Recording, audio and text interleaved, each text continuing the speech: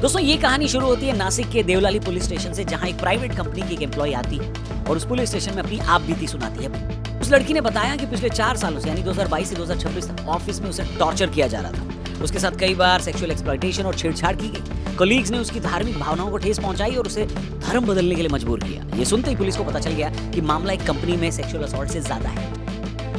जांच जब शुरू हुई तो मामला पहले रिलीजियस कन्वर्जन तक पहुंचा, फिर लव जिहाद तक पहुंचा, उसके बाद एनआईए और आईबी तक भी पहुंच गया। दोस्तों नासिक के अंदर टीसीएस के एक ब्रांच से पता चला है कि उस ब्रांच में रिलीजियस कन्वर्जन हो रहा है। कंपनी के 8 एम्प्लॉइज ने इस बारे में खुलासा किया। इस मामले की सबसे हैरान करने वाली बात यह कि पुलिस को सबूत जुटाने के लिए फिल्मी तरीका अपनाना पड़ा। जब शिकायतें मिली तो नासिक पुलिस ने अपनी महिला अधिकारियों को अंडरकवर एजेंट बनाकर कंपनी के अंदर भेजा। ये पुलिस वाले करीब 40 दिनों तक नॉर्मल एम्प्लॉय बनकर वहां काम करते रहे। उन्होंने देखा कि कैसे वहां का माहौल महिलाओं के लिए घुटन भरा था और कैसे उस अधिकारी का खौफ फैला हुआ था। तब जाकर ये पूरी पोल खुली। शुरुआत में लगा कि ये सिर्फ छेड़छाड़ का मामला, लेकिन जांच जैसे जैसे आगे बढ़ी इसमें रिलीजियस कन्वर्जन और नेशनल सिक्योरिटी से जुड़ी बातें भी सामने आने लगी। जांच आगे बढ़ाई, चौंकाने वाली बातें सामने आई। जांच में पता चला कि ये कोई इकलौती घटना नहीं थी, बल्कि इसके पीछे पूरा सिस्टम काम कर रहा था। इस मामले में टीम लीड आसिफ अंसारी, शेख शेख, शाहरुख कुरैशी, रजा मेमन, तौसीफ अतर, दानिश शेख और एक महिला एम्प्लॉय निदा खान का नाम सामने आया, जो अभी भागी हुई है, फरार है।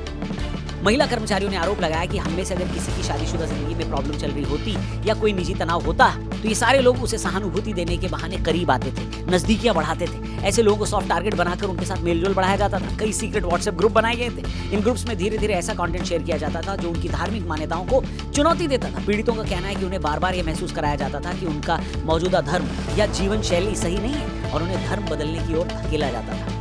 इसके लिए सबसे पहले महिला एम्प्लॉइज को आगे किया जाता था ताकि शिकार को शक न हो और वो खुलकर बात कर सके। एक बार जब विक्टिम कंफर्टेबल हो जाती थी तो पुरुष आरोपी एंट्री करते थे। मेन विक्टिम ने आरोप लगाया कि उसे न सिर्फ धार्मिक रूप से प्रताड़ित किया गया, बल्कि एक पुरुष उसके कोलीग ने उसका सेक्सुअल हैरेसमेंट और मॉलेस्टेशन भी किया। कुछ विक्टिम्स ने बताया कि उनके साथ होने वाला मिसबिहेवियर कभी-कभी ऑफिस के फ्लोर पर सबके सामने भी होता था। कई शिकायतकर्ताओं ने दावा किया कि उन्होंने इस बारे में कंपनी के ह्यूमन रिसोर्स यानी एचआर को कई बार आगाह किया, लेकिन उनका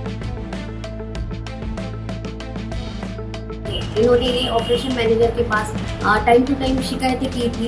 ये जो महिलाओं की जो कंप्लेंट है उसके बारे में कॉग्निजेंस न लेते हुए अक्यूज लोग जो है तो उनको उन्होंने सपोर्ट किया। पीड़ितों ने यह भी शिकायत की कि आरोपी उनके देवी देवताओं या धार्मिक रीति रिवाजों पर भद्दी कमेंट्स करते थे। उन्हें महसूस कराया जाता था कि वे हीन हैं। एक पुरुष कर्मचारी ने तो यहाँ तक कहा कि उसे मानसिक रूप से इतना प्रताड़ित किया गया कि उसकी धार्मिक पहचान को चोट पहुंची। फिलहाल 6 आरोपी कस्टडी में हैं और एक फरार है और एक एचआर मैनेजर से पुलिस पूछताछ कर रही है। इस केस से जुड़ी विक्टिम के करीबी ने बताया कि उसके परिवार ने कैसे उस लड़की के अंदर बदलाव देखे थे। ये लड़की पहले जीन्स और मॉडर्न कपड़े पहनती थी, फिर अचानक फुल स्लीव्स के सलवार सूट पहनना उसने शुरू कर दिया। जिस नकाब या कपड़े का इस्तेमाल वो धूप से बचने के लिए करती थी, उसे वो धीरे धीरे हिजाब की तरह बांधने लगी। रमजान के 40 दिनों के दौरान भी वो घर पर कहती थी कि वो ऑफिस में लंच करेगी।